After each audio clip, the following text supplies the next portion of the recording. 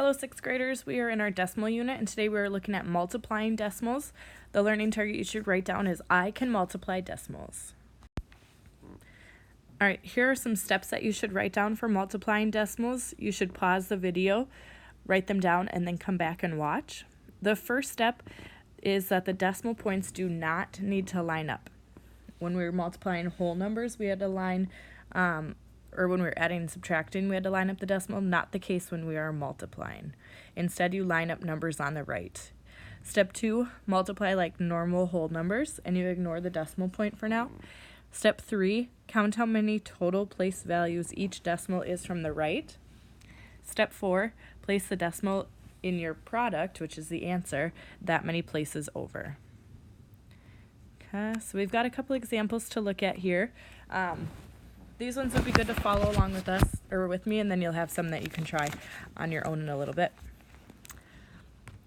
So again, first I'm going to line the numbers up on the right, which with this problem ends up lining up our decimal as well. It's just a coincidence, not something that has to happen. So now we multiply. 3 times 4 is 12. 3 times 3 is 9, plus 1 is 10. 3 times 2 is 6, plus 1 is 7. Done with the 3, so we're moving over a spot, filling with a 0. 2 times 4 is 8. 2 times 3 is 6. 2 times 2 is 4. Now we're moving over 2 spots, so I fill in with 2 zeros. Now I multiply everything by 1. 1 times 4, 1 times 3, 1 times 2. Next step is to add them together. 2, 8, 6 plus 4 is 10, plus 7 is 17. 1 plus 4 plus 3 is 8.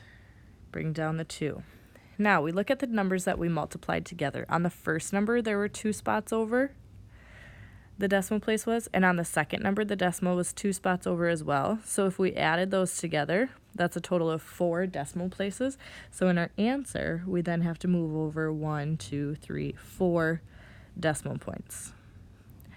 So however many we have in the numbers we're multiplying total, that's how many spots we move over. So my answer, the decimal is right there between the 2 and the 8. And if we were to look at the numbers that we multiplied and did like an estimate to check, this first number is close to 2 and the next one's close to 1. 2 times 1 is 2, so my answer should be semi-close to that. All right, next one. Now this is a good example to show where the decimal is not going to line up. You just line the numbers up on the right. And then we multiply. 6 times 5 is 30. 6 times 3 is 18, plus 3 is 21. 6 times 5 is 30, plus 2 is 32. 6 times 4 is 24, plus 3 is 27. Done with the 6. Onto the 5, so I put in my 0 as a placeholder. 5 times 5 is 25. 5 times 3 is 15, 16, 17. 5 times 5 is 25, 26. 5 times 4 is 20, plus 2 is 22. All right, next step, add those 2 parts together. 6, 7, 8, 9, 13, 4, 5, 2. All right, now here we look at the numbers we're multiplying. I think of this as like lily pads. So the frog jumps 2 lily pads here, 1 lily pad here, so that's a total of 3. So in my answer, I move over 1, 2, 3. And again, if we were to look at our numbers here as estimates, if we were to round 45 up to 50 times 5, well, 50 times 5 is 250, so my answer should be somewhere around there, which it is. Okay. All right, so here are some more for you to try if you feel comfortable. You could pause here and try them on your own. Otherwise, keep following along as I go through them. Okay, first number on top. Second number on the bottom. Now you could flip these around if it throws you off that the smaller number's on top, but otherwise it doesn't really matter. All right, here we go. 1 times 8, 1 times 2, 1 times 6. Done with the 1. Fill in with the 0. Now we're on to the 5. 5 times 8 is 40. 5 times 2 is 10, plus 4 is 14, sorry. 5 times 6 is 30, plus 1 is 31. Done with the 5. Now we're over 2 spots, 2 zeros. 4 times 8 is 32. 4 times 2 is 8, plus 3 is 11. 4 times 6 is 24, plus 1 is 25.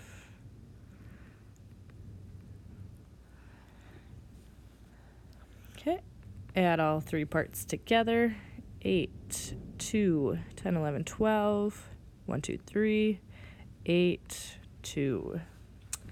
Now again, we look at our numbers that we multiplied together. We've got 1, 2 decimal places in here, 1 decimal place here. 2 plus 1 is 3. So now in my answer, I move over 1, 2, 3. So 283 and 222 thousandths. Next one.